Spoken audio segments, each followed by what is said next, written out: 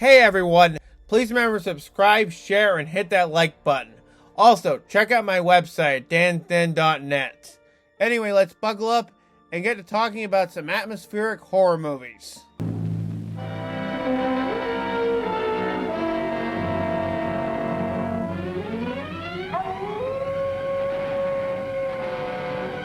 In 1941, Universal released The Wolfman. The movie starred Lon Cheney Jr. as Lawrence Talbot, a man who, after being bitten by a wolf, discovers he has lycanthropy. Lycanthropy being the term for a supernatural transformation of a person into a wolf, and is turning into a werewolf in the process. Since the film's release, the title character has become an undeniable part of pop culture horror. But what might surprise you is that so many things we associate with werewolf lore actually have their roots largely in the Wolfman. Just like how Bram Stoker's Dracula created our modern conception of the vampire, or how Night of the Living Dead changed zombies forever. Things like silver bullets, the full moon, Wolfbane, and the incurable curse of lycanthropy are all creations of the movies, almost all of them originating from the Wolfman. In this video, I'm going to talk about the early production of the Wolfman, the major players involved behind the scenes, its release, its success, my own thoughts on it as an actual film, the sequels, and finally, the remake.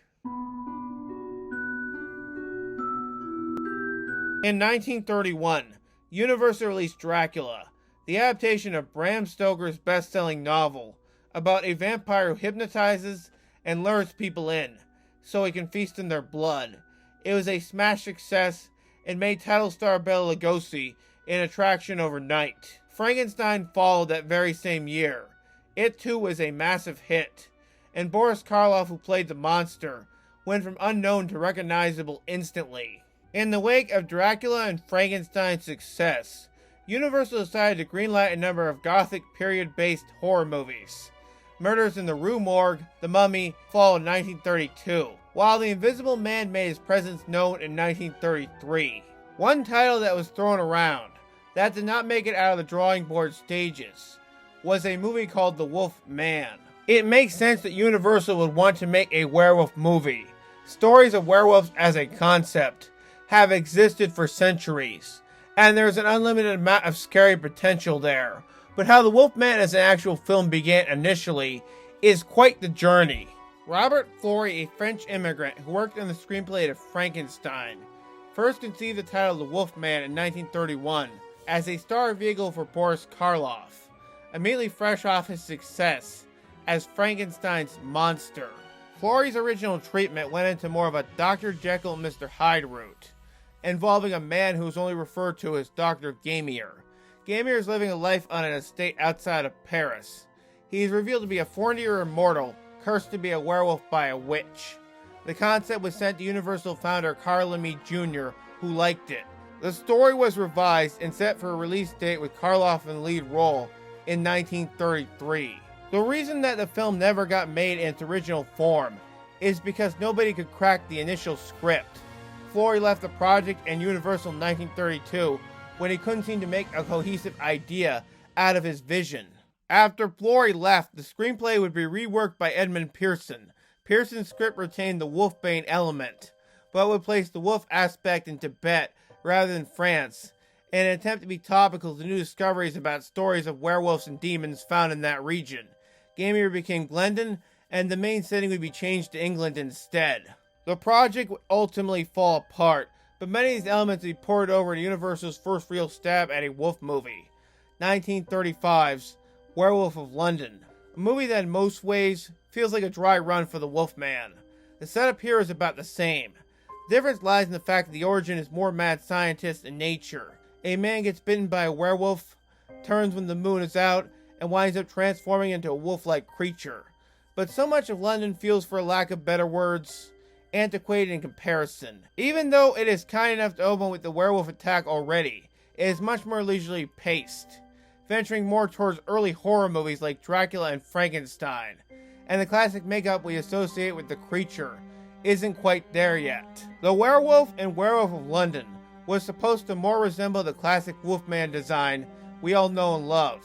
Reasons for the change are as wide as star Henry Hall saying that the audiences should be able to tell the similarities between the terrifying beast and Glendon, to his reluctance to wear full makeup. Instead of a terrifying Wolfman-type design, we were treated to more of a shaggy-sided bearded Dew. Some makeup designers have jokingly affectionately called this the Elvis hair. Werewolf of London was a moderate success and proved the werewolf's potential as an actual horrific movie monster. These days, I see it as an interesting artifact. It's amazing to consider just how relatively zippy horror movies started to get in the years since then in terms of both pacing and effectiveness. The lead character of the film, Dr. Wilfred Glendon, is presented as far more arrogant rather than tragic, and perhaps that's part of the reason why, say, the movie didn't stick in people's brains like the Wolfman did. The movie also has some unfortunate 1930s yellow face going on, and the decision to have the other doctor be a potentially sinister Tibet man might not fly as well with today's audiences. In Werewolf of London's wake, there was an immediate attempt to greenlight another werewolf movie. Instead, we had to wait till 1941 for the perfect lead actor, the perfect director, the perfect writer, and the perfect additional cast and crew for Universal to finally crack open the Wolfman box once again, this time successfully. Director George Wagner was the first person to be associated with the modern Wolfman movie. Wagner could be what one might affectionately call a jobber. He was not the type of filmmaker who received critical admiration or be up for Oscars. Instead, his task was to direct several B 6-minute movie programmers a year, films that were designed to be played before A features. By the time he joined Universal in 1940, the assumption that he'd be able to make a horror movie, even with a semi-serious budget, sounded almost impossible. His first two films for Universal were both bound on some level of atmosphere: Horror Island, a mystery comedy built around treasure hunting, and Man-Made Monster, about a mad scientist who creates a creature via Frankenstein style.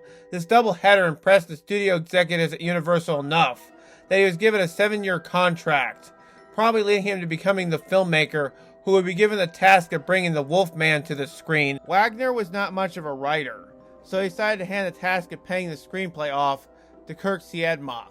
Siedmach, an exile who escaped Germany just as Hitler's reign was starting to take over, relocated to Hollywood in 1938.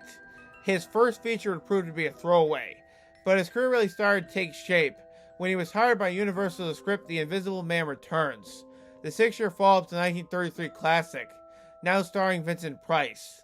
From there, he would go on to pen Black Friday with Boris Karloff and Bela Lugosi, and The Invisible Woman.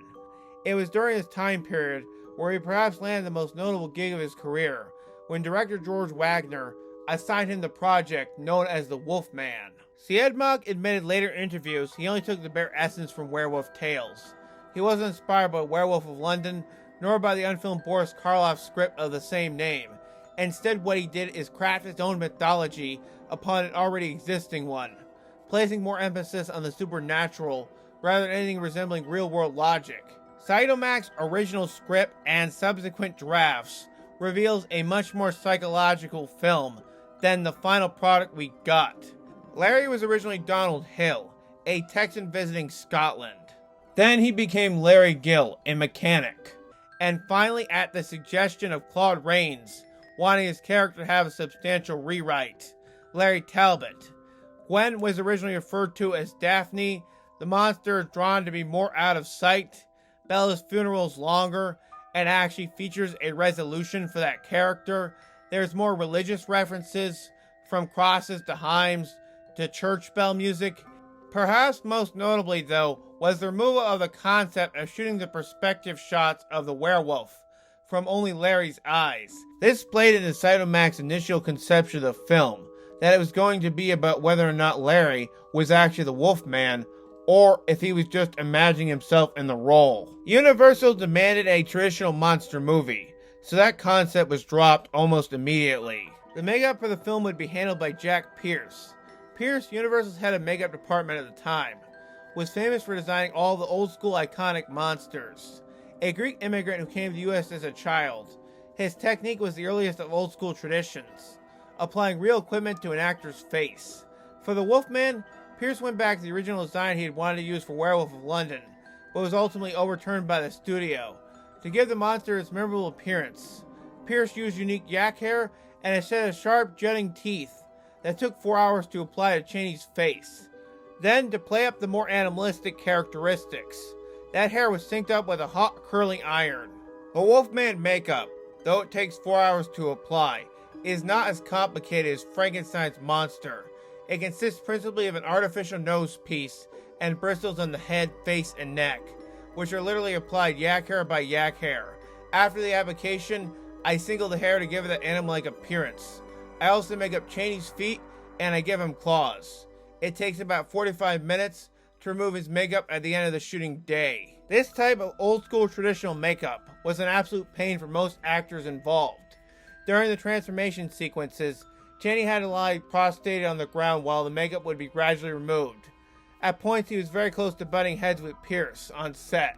What gets me is after work, when I'm all hot and itchy and tired, and I've got to sit in this chair for 45 minutes, when Pierce just about kills me, ripping off the stuff he put on me in the morning. Ted J. Kent, who worked on movies like Bride of Frankenstein, would edit the film, while Robert Boyle, who did the production design, provided the film with its splendid spooky forests, composed of grotesquely knotted trees and decaying burrows.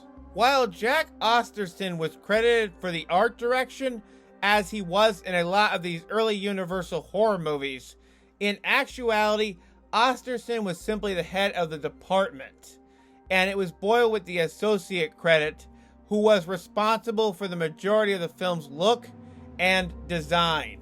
It did have castles, and there were a few stock sets around that we could use, but we needed a forest. And in order to get a forest of this kind and stay in the studio, we had to do it on stage. So I traveled on the back lot, found a lot of old stumps and pieces of trees, and even whole trees that we could move in on the stage. And we painted the trees. Almost all of them were painted black, and we had a shiny glistening coat on them so they'd pick up the lights and look damp and forbidding. Holding the fog was easy on the stage, because there was no end. We had a backing which went all the way around the stage. By moving some of these trees, turning them around, really is what it amounted to. We could do a different set or a different part of the forest with a little bit of a change. As I recall, after we did this, the trees stayed there and they did several other pictures using the same forest with various different effects. In those days, they didn't let anything go to waste. The standing sets were left, and then we would revamp them. Rounding out the rest of the production team was Joseph Valentine's wide-angle lens cinematography, perfectly capturing the foggy horror vibes of the film.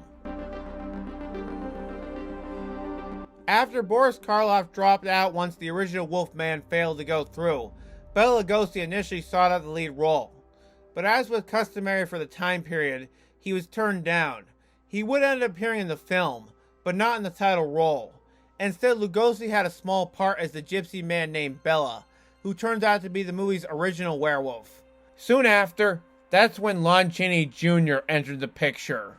Lon Cheney Jr., son of 1,000 faces, was born Creighton Tull Cheney in Oklahoma City, Oklahoma. Initially, Cheney had no interest in being an actor, not wanting to follow in his famous father's footsteps. When Sr. died unexpectedly in 1930, Cheney finally decided to take the plunge and enter the film industry, initially under his birth name, and then in one of the first real cases of a Nepo baby, decided to use his father's real name, knowing that it would be a huge advantage to his career. Cheney spent the majority of his early career in bit parts or small roles. His large burly appearance, especially for the time, led him to playing henchmen. His breakout role occurred when he translated his stage success as Lenny in Of Mice and Men to the screen in the 1939 film of the same name. He would then sign a long-term contract with Universal after appearing in the 1940 film 1 Million BC.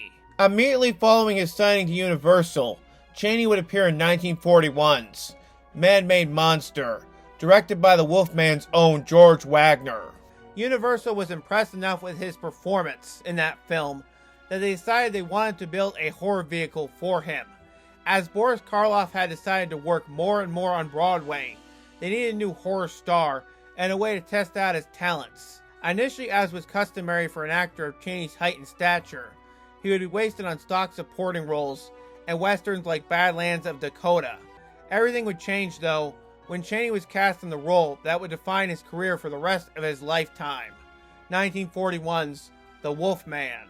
In recent years, some people have criticized Cheney for being a stiff performer. Certainly he never achieved the success of his famous father, instead finding himself more and more devolving into Z-grade pictures as his career somewhat tragically concluded, and his acting could be categorized as being a bit too stiff. But if there's one thing you can't take away from Cheney Jr., it's his face and his appearance. His untraditional, unconventional look made him perfect to play the monster flavor of the week. During his lifetime, Cheney would portray not just the Wolfman, but also Alucard, son of Dracula, Karis the Mummy, and Frankenstein's monster. He is the only actor to play all of the classic Universal horror characters. While not all these roles were played successfully, he wasn't all that particularly charismatic as Alucard, for example.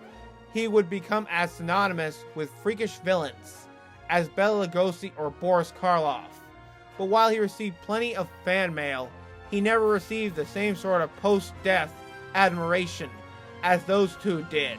Instead of shoving out money for top stars, the rest of the cast would be led by recognizable names, many of them far beyond the usual B-movie standard of the time. Claude Rains was cast as Larry Talbot's father John. Warren William would play the family Dr. Lloyd.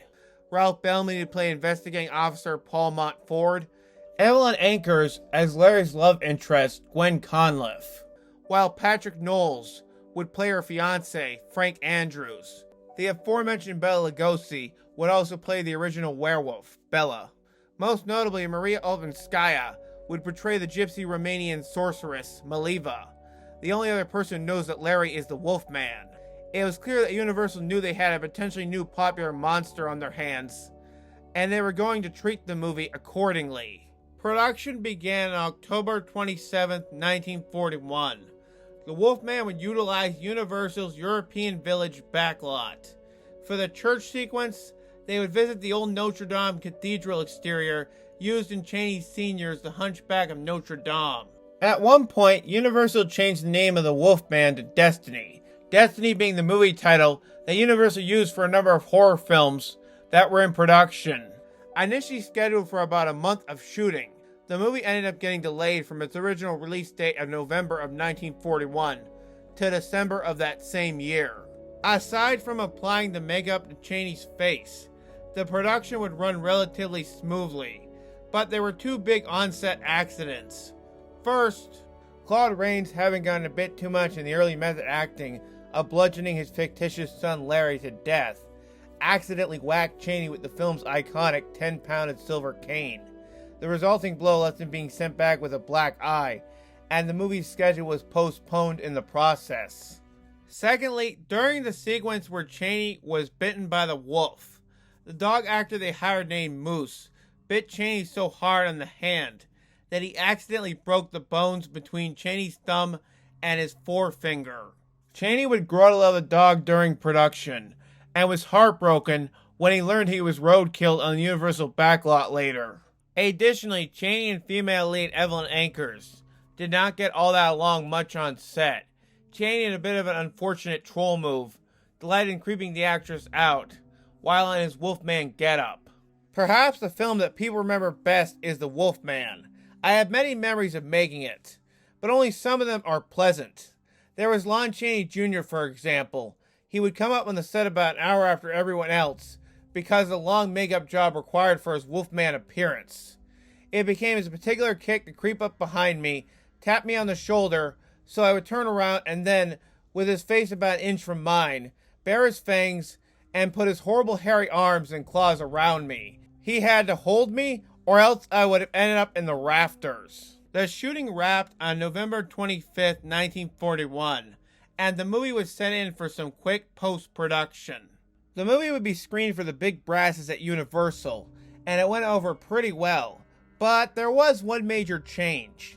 A notable sequence where Larry fights off a gypsy bear was cut from the final product altogether, though no official explanation has ever been given.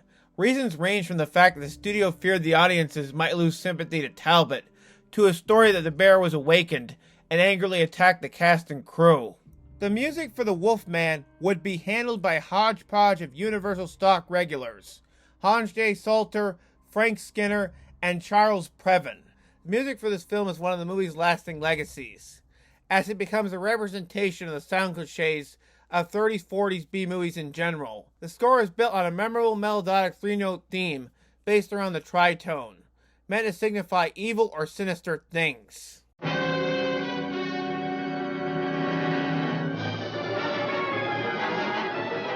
When they presented those pictures to me in the projection room, there was nothing there, just a bunch of disjointed scenes that had no cohesion and didn't scare anyone. You had to create with the music all the tension that was quote-unquote in between the lines and didn't come off on the screen. And that was a tremendous challenge, that these pictures interested me, and I developed a very refined technique for this type of picture. The Wolfman was throttled on the big screens on December 20th, 1941 at New York City's Rialto Theater, following a screening on December 9th. Universal sold the movie on a scary campaign that proclaimed, "Not a thing, but a mortal man, a living horror, with its earthly body a twitching tomb of strange desires." Lon Cheney Jr. was given a special billing on the film's poster, which proclaimed him the new master character creator. As the movie was about to be set for release though, the bombing of Pearl Harbor occurred. This catastrophic historical event sent shockwaves across the country, and Universal fretted, believing that it would cause fantasy horror to start losing its luster with the public. However, for the studio, those fears were unfounded, as The Wolfman still proved to be one of Universal's top grossers that year, ranking in about $1 million. Upon its release though, reviews were less than stellar. Many critics had likely seen too many Universal B-movie horror programmers, and the film didn't stand out as much to them as a result. Not all were negative though.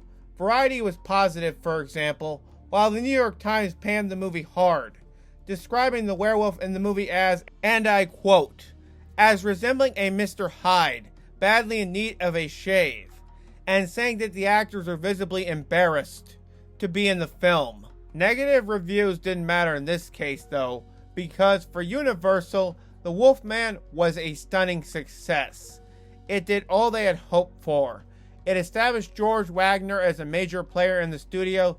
Kurt Siedmak became one of their top horror sci-fi screenwriters, and most importantly, they had made a horror star out of Lon Cheney Jr. They were going to exploit and use his most famous character as much as they could.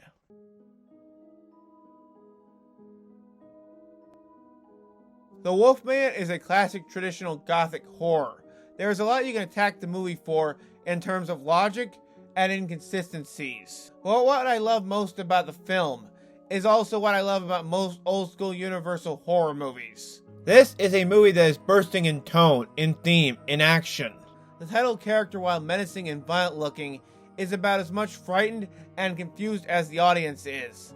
And while a bit on the nose script-wise, in that 1940s sort of way, it is like a lot of the best werewolf stories, primarily about the duality of man. Talbot is branded an outsider when he returns to England. He doesn't have a particularly good relationship with his family. Does the prestige of your family name mean more to you than your son's life? Warren Williams' family doctor Lloyd asked John Talbot at one point. Everyone in town is quick to point to him as a murderer and a psycho when his silver cane is found at the scene of Bella's death, even as the actual evidence isn't 100% all that clear. Made in a post-Hays Code world, Larry's relationship with Gwen, for example, is far more blush-worthy, even though, let's just say, there are specific moments. The most remarkable thing about this film, though, is just how much it gets away with in terms of heavy fantasy horror tropes. Though there was no way, especially at the time, that the studios were going to greenlight Siedmak's original concept of a monster movie that went way more psychological in nature, some of the original conceit appears to have seeped its way through the movie's dialogue. Larry, how can I help you get rid of this fear, this mental quagmire you've got yourself into? What can I say to you? You don't understand. You think I'm insane. The actual Wolfman scenes are where the censorship goes surprisingly best. Think of the scenes where Larry transforms. All you see are the legs. You don't see the face, you don't see the back. Similar to what happened with Werewolf of London. Out of fear that audiences might have found a full transformation too gruesome, they don't decide to go in full, which leads to far more memorable implied imagery. Jack Pierce's makeup and Lon Cheney Jr.'s physical performance helps a lot. The actual Wolfman is incredibly animalistic in both his nature and the way he approaches things. Every time he walks on both feet, and we cut to close-ups of his face, it's genuinely startling. Maybe the movie's biggest issue is its classic superstitious portrayal of Romanian gypsy people, which has since then become a standard in a lot of horror movies. In this case, it's an easy way of getting to the actual werewolf aspect. The mark of the Pentagon, the sign of death. Bela Lugosi plays Bella, the film's original werewolf, and is treated in a sinister fashion. But the gypsy woman Maliva, who recurs throughout, is given a lot of respect, as the only person who knows what fate befalls Talbot. It helps that our actress Maria Openskaya plays the role with a lot more dignity than necessarily that of a stereotype. The movie ends abruptly with Talbot dying at the hands of the Silver Cane, penetrated by his own father. The Hays Code had established that a character who was evil or sinned in some way had to perish. However, this is actually a tragic fate for our title character. He ultimately died not because he wanted this, but because it was forced upon him. The worst part is that it was the man who raised him who was the one to deliver the finishing blow.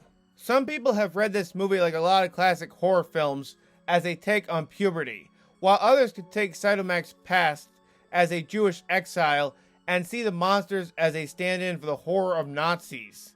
People who seem normal on the surface, but reveal themselves to be actual monsters on the inside. The Wolfman, however, like many great monster movies, is essentially written to be a Greek tragedy. So you're probably asking yourself, if the Wolfman dies at the end, how is Universal able to make follow-ups to the new monster star? I mean, they clearly made more movies. Simple. Universal worked in a loophole that werewolves are eternal. I was sitting down at Universal Commissionary having lunch with George Wagner, and I said, George, why don't we make a picture? Frankenstein meets the Meat Man, or the Wolfman. He didn't laugh. This was during wartime. I wanted to buy an automobile, and I needed a writing job so I'd be able to afford it. George would see me every day and ask me if I bought the new car yet. I said, George, can I get a new job? He said, sure, you'll get a job. Buy the car. Well, the day finally came when I had to pay for the car. George asked me that day, did you pay for the car? And I said, yes, I bought it. George said, good. Your new assignment is Frankenstein Wolf's the Meat Man. I'll give you 2 hours to accept. Following the success of the Wolfman, Universal decided a logical choice to make with their monsters would be to combine them together in a trio of features. Beginning with Frankenstein meets the Wolfman, which would see the titular beast go up against everyone's favorite tragic creation. Here in the first instance of a full moon werewolf, Talbot rises from the dead when grave robbers disturb his cell. Seeking out the gypsy Maliva, Talbot travels to Varsaria in hopes that Dr. Frankenstein will be able to cure him. Instead, he is warned off by the townspeople who absolutely despise the name of Frankenstein. After transforming and killing a young girl, Talbot is chased off by an angry mob. When he discovers the frozen remains of Frankenstein's monster, thawing out the creature, he asks for his assistance in finding the book containing the secrets of life. And more importantly, so Talbot can be rid of his curse and die once and for all. Things go awry, though, when Dr. Frank Mannering and Baroness Elsa Frankenstein enter the castle in hopes that they can help cure Talbot. Mannering becomes obsessed with wanting to see a monster in full, and ends up releasing it in its weakened state. The movie ends with the two monsters duking it out, as the castle crumbles before them, and they are washed away to their presumed dooms. For such a simple-minded and completely fair and largely fun, if throwaway team-up movie, Frankenstein Meets the Wolfman had a surprisingly checkered production. Bela Lugosi, who finally donned the makeup and gear as Frankenstein's monster, as his career had reached a bit of a low point, was all set to have actual spoken dialogue. When the executives heard Lugosi's thick Hungarian accent coming out of the creature's mouth, the response was flat-out laughter. The disastrous test screenings led the executives to remove the dialogue altogether, which did not help Lugosi's already shaky performance. For all of its inherent flaws, many of them on the production and scripting side of things, what one can't take away from Frankenstein Meets the Wolfman is Cheney Jr.'s performance. Lawrence Talbot is now well aware that he is a cursed werewolf and acts like it. From his first scene where he rises in his grave to the possession sequence in Vasseria, this is a Lawrence Talbot who has an extra level of tragedy and sadness to him. Aside from the climactic monster fight at the end, he is the primary reason to check out this film. House of Frankenstein continues Talbot's journey to find a cure for lycanthropy. Boris Karloff's renegade scientist Dr. Niemann and his assistant hunchback J. Carroll Nash's Daniel journey to Frankenstein's castle to find the remains of the doctor's research in an attempt to secure his own experiments in brain transplants and to seek revenge on 3 people who sent him to prison 15 years earlier. While on the train, he encounters Dracula in disguise, who is quickly defeated. Venturing into the remains of Frankenstein's castle, he stumbles upon the frozen bodies of both the Wolfman and Frankenstein's monster and unthaws them. Sensing an opportunity, Niemann takes advantage of Talbot's need for cure and asks for his assistance. A love triangle quickly forms between Talbot, a young gypsy woman named Ilanka, and Niemann's hunchback assistant Daniel. The movie concludes when, in a flurry of disaster, Talbot transforms into the Wolfman, attacks Ilanka, she fires a silver bullet at him just as she dies, and Frankenstein's monster is unleashed once more, dragging Dr. Niemann down to his demise in the quicksand. It only makes sense that Universal's next logical choice would be to continue the crossover that was established with Frankenstein Meets the Wolfman. Universal's response to the darker horror that was all over the screens around this time was to pair these movies more and more towards the adolescent youths that adored them on the screen. House of Frankenstein actually had a pretty initial long push to the screen.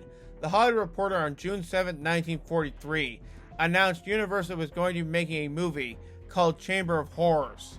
This would have featured an all-star who's who of horror icons. The Invisible Man, the Mad Ghoul. Wait, the Mad Ghoul? You might be asking, who's that? He was a one-shot character. Let's just leave it at that. The Mummy, and so on. When Universal announced their 1943-1944 yearly season of horror movies, Chamber of Horrors failed to make that list. Instead, what would be in its place would be The Devil's Brood, later to be renamed House of Frankenstein. Originally paired on a double bill with The Mummy's Hands, House of Frankenstein is a very mind-numbing movie in most regards. It's fun, I suppose, but you do start to see the wind chimes fall a bit. Cheney's performance here is not as effective as it was in Frankenstein Meets the Wolfman, but some of the new additions, like a fitting gypsy love interest in the form of Ilanka, do give the character more hidden tragedy and depth. The best new add-on is J. Carroll Nash as the hunchback Daniel, whose entire arc can be boiled down to wanting Larry Talbot's body so he can look more human. For a movie called House of Frankenstein, it's surprisingly a lot more insightful than you might expect. Talbot's story would continue in House of Dracula. Here, Talbot checks himself in the island a renowned surgeon named Franz Edelman, in hopes that he can cure his werewolf curse once and for all. During a fight with Dracula, who's also staying at Edelman's mansion, Edelman is exposed to Dracula's blood and starts to turn into a black-eyed, monstrous Dr. Jekyll, Mr. Hyde type killer. Meanwhile, Talbot steps out when the moon is full. He is relieved to learn that the operation is a success, and he is cured of being a werewolf. But not before Edelman shows up again as the monster. The movie ends with Talbot shooting Edelman as he and Edelman's assistant flee the castle just before it is consumed by flames, taking Frankenstein's monster with it in the process. First conceived as the Wolfman vs. Dracula, House of Dracula is the running out of fumes moment for the Universal monster movies. It was clear the executives, the writers, and the director had no idea what to do with these characters anymore. So much of this movie just feels, for lack of better words, tired. They need a villain who isn't Dracula after they already wasted up their Dracula screen time, so they make the Doctor become Dracula-lite because, I don't know, conflict. I could feel my mind start to run other places as the film kept on its regular pace. I will give it this though, the female hunchback in this one is actually really cute. Darn it, these movies just keep winning me over with their unusual sidekicks, don't they? In terms of Larry Talbot's role, Cheney spends the majority of the movie outside of makeup, reportedly due to the lack of yak hair, but also likely to appease the censorships, as Talbot was meant to survive at the end, and him killing somebody as the Wolfman would make a happy ending for the character a no-go. In a case of a special effects error, you can see Cheney opening and closing his mouth in his beastly forms during his transformation sequences. Cheney did manage to reprise his role of Lawrence Talbot, aka the Wolfman, one more time. In the comedic monster send-up film, Abbott and Costello Meet Frankenstein, in a case of Who Cares continuity, it is established that Talbot has gone back to his old ways, and is still looking for a cure to his lycanthropy. Because the Wolfman in this film did something bad, the movie ends with both Count Dracula and the Wolfman falling to their deaths atop a balcony.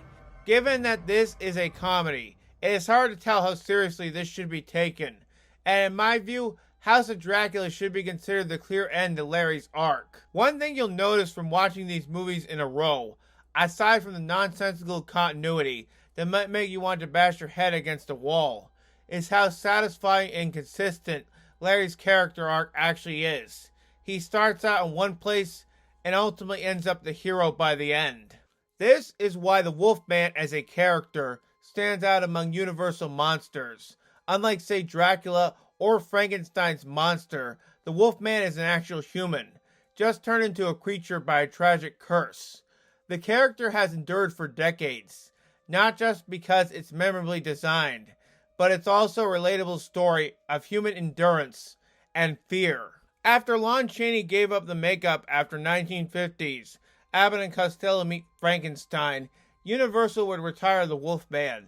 The character would pop up in other movies and media from time to time.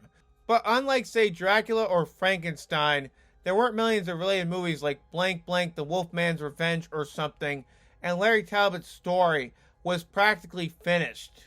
A Wolfman remake started production back in 2006 with Benicio del Toro, a huge fan of the original, in the lead role. Mark Romanek, famed music video director, who had just made his theatrical debut with 1 Hour Photo, was set to work behind the camera. This version of the character was going to expound upon ideas that the original could not do due to its length, budget, and time period. The Wolfman remake is one of those movies that had a lot of production problems. I wouldn't dare go through all of them because they'd be worthy of their own video. But here's what you need to know. There was a sudden director change that led to Joe Johnston taking over, a ballooning budget, a bunch of CGI that was thrown on the film at the last minute as a convenience. Enough that it was one of the many catalysts that led to legendary makeup artist Rick Baker deciding to retire for good.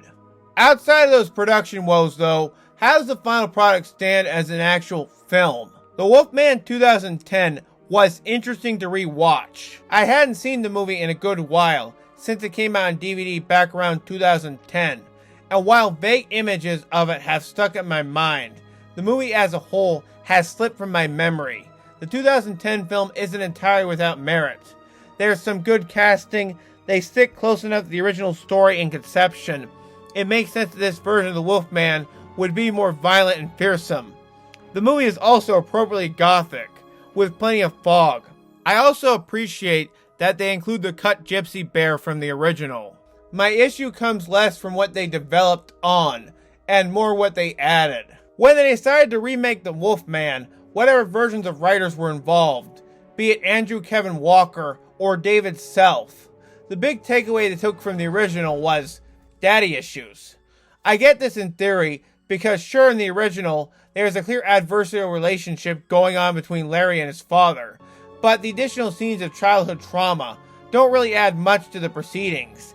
Anthony Hopkins' performance, while appropriately over the top, borders so much on his no acting requirement rule that anytime he said, "Lawrence," Lawrence, I wanted to laugh so hard. The Wolfman 2010 is the exact issue I have with any remake. They took a potentially interesting idea and completely screwed it up to the point where it sputtered too much out of control for my tastes. Universal has been trying to crack these monsters in the modern day world to no avail, and the Wolfman was the first of these many failed attempts. Since the failure of 2010's The Wolfman, the character has been put back in its grave and hasn't been seen since then. An announcement was made within the last year that Ryan Gosling was set to star in a modern day Wolfman movie, which actually sounds like it could be kind of rad. But since that announcement, things have been relatively quiet, meaning that the Wolfman will be MIA for the time being. People love werewolves. They still see them on screen and on TV. But next time, just remember where so much of the actual iconic imagery came from.